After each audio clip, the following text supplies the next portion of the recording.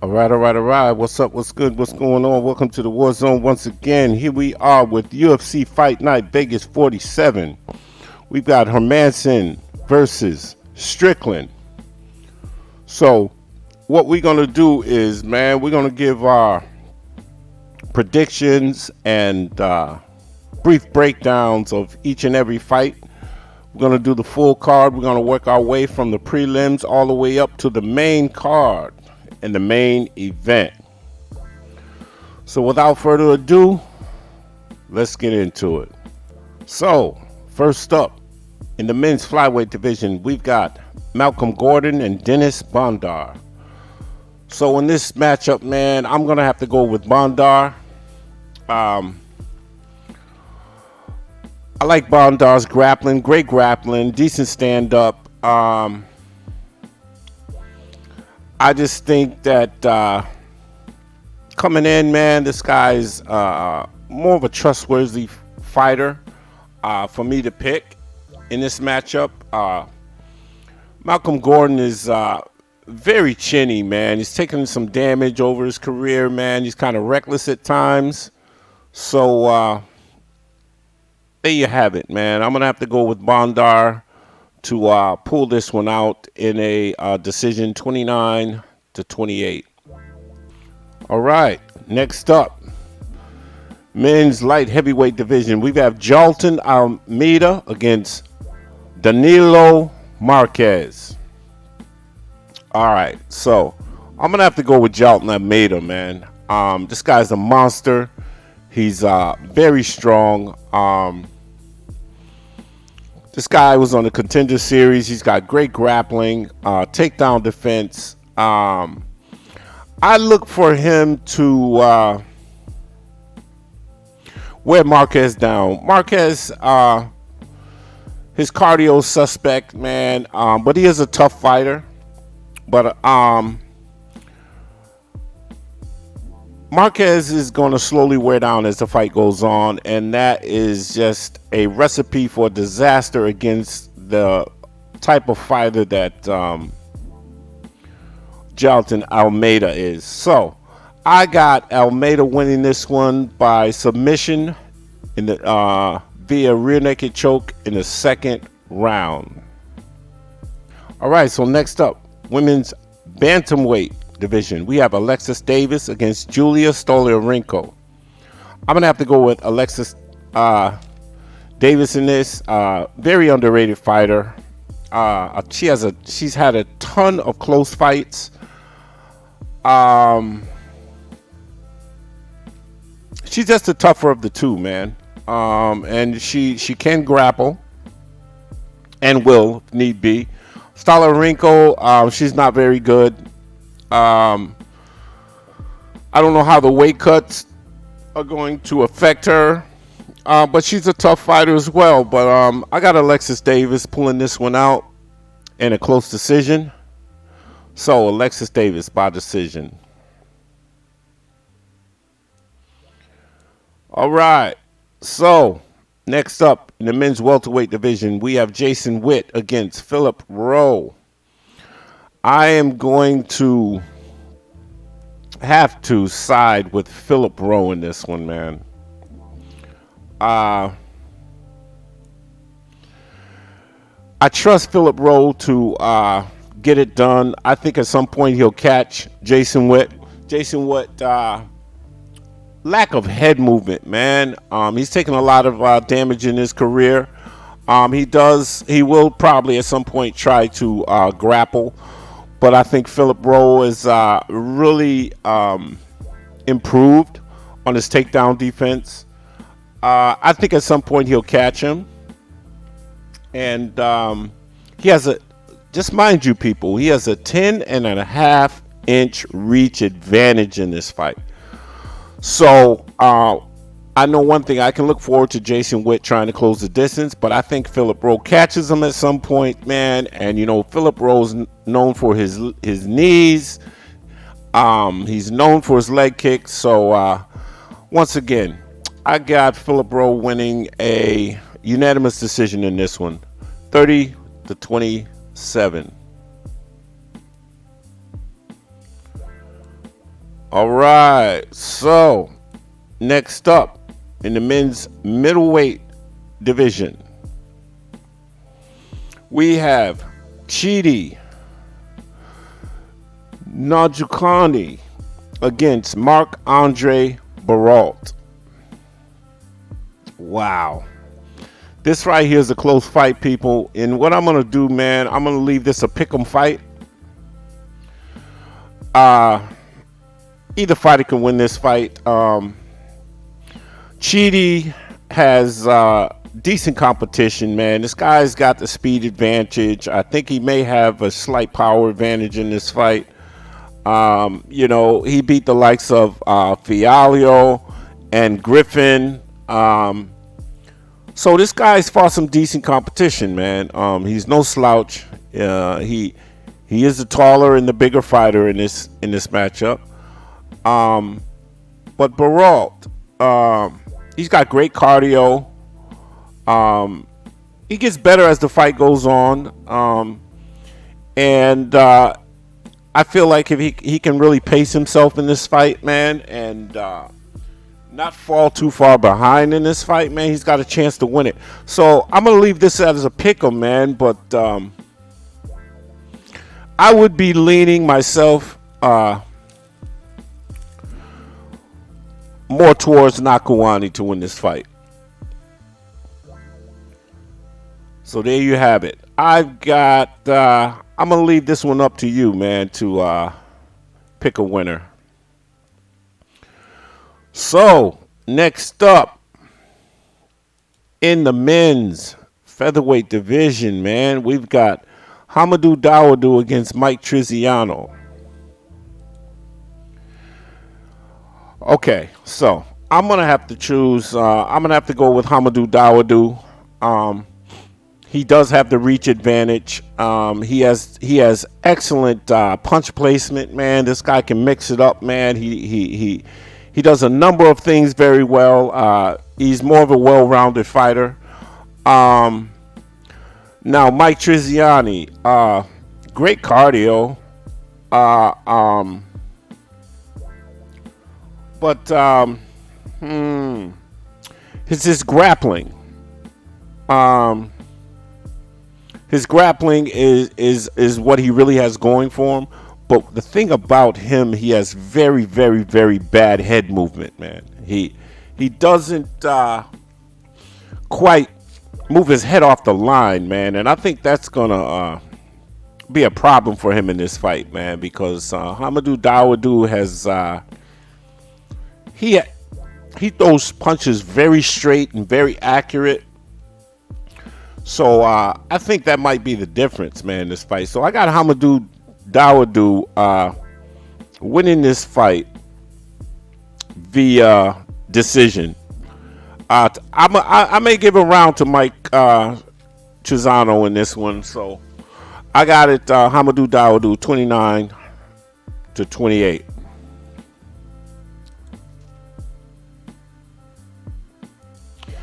All right, so next up, we have in the men's bantamweight division, we've got Miles Johns against John Castaneda. All right, so I've got to go with Miles Johns, man. Got to go with Miles Johns to win this fight. Miles Johns has power.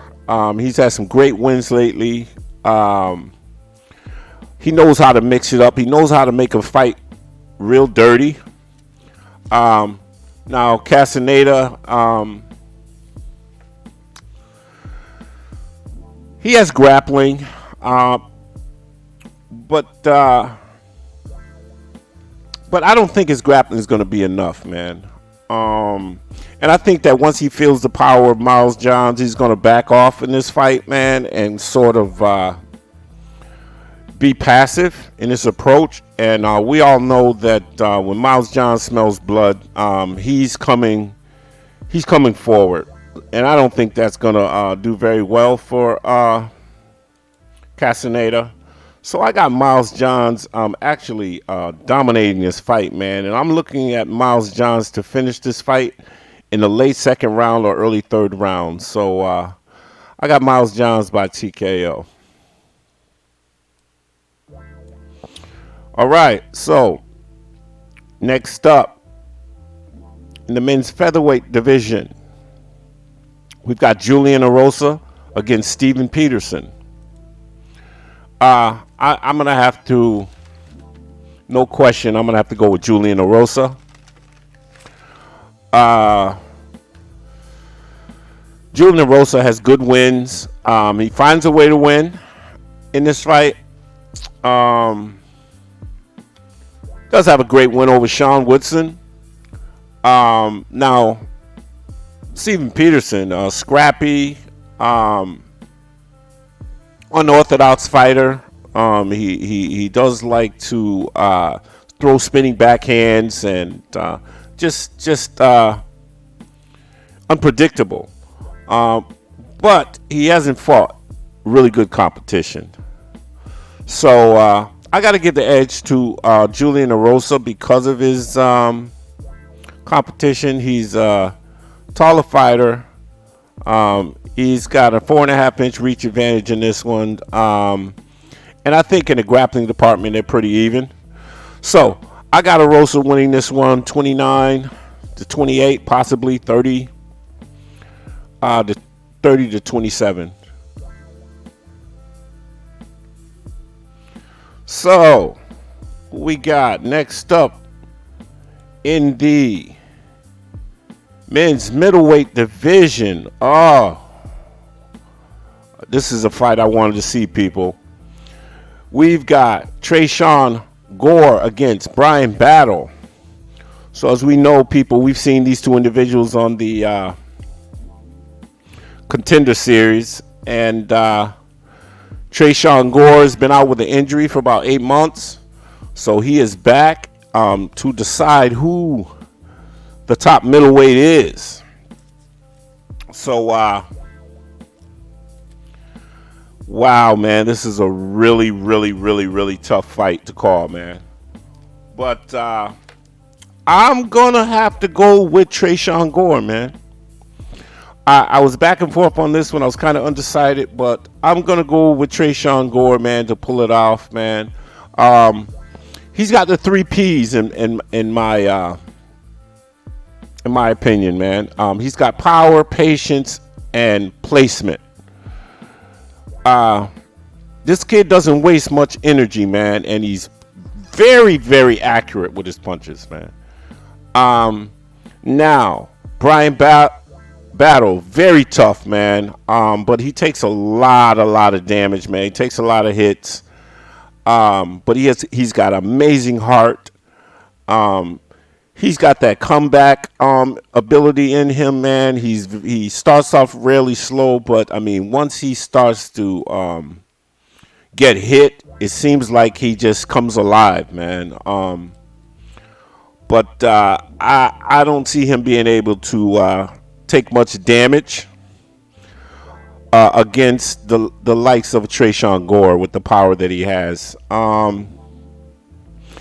And like I said, he now, don't get me wrong, if Tresean Gore gets taken down to the ground, man, and this guy gets his back, it's going to be a problem for him. But I just believe that he'll be able to do enough, man, to stuff a couple of takedowns. And I think that's going to take a huge toll on Bryan Battle, and I think he gets touched and he gets finished. So I got Tresean Gore by TKO in the 3rd round.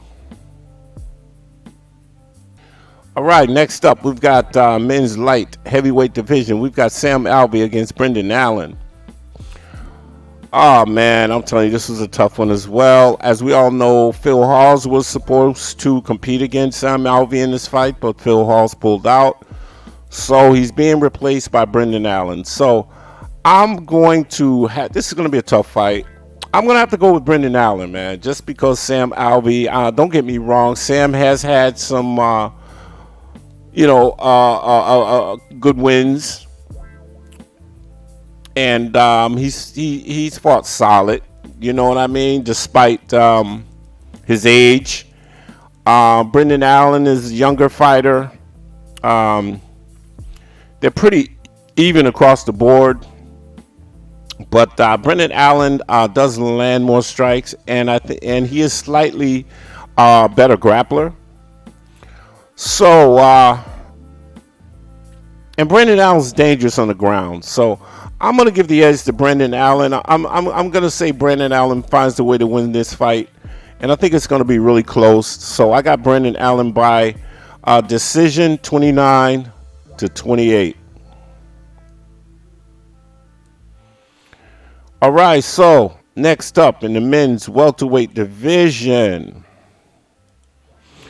we have Shavkat Rakhmonov against Carlston Harris.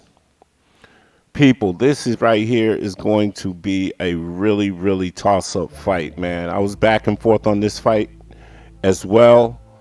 I'm going to leave this one up to you people as a pick'em, man. Once again, this is probably the toughest test for Rakhmonov of his career with Carlston Harris. Carlston Harris, very, very winnable fight for him, man, and he can get it done, man. This guy has experience. He's very explosive. He has power as well. Don't get me wrong, Rakhmonov has power as well, but I'm not sold on his pedigree just yet. This is definitely his biggest test. I don't know, man. If it was me, I would lean more towards Carlston Harris to win this fight, but Rakhmonov can definitely win this fight. I mean, but like I said, man, I haven't seen enough of him to really, really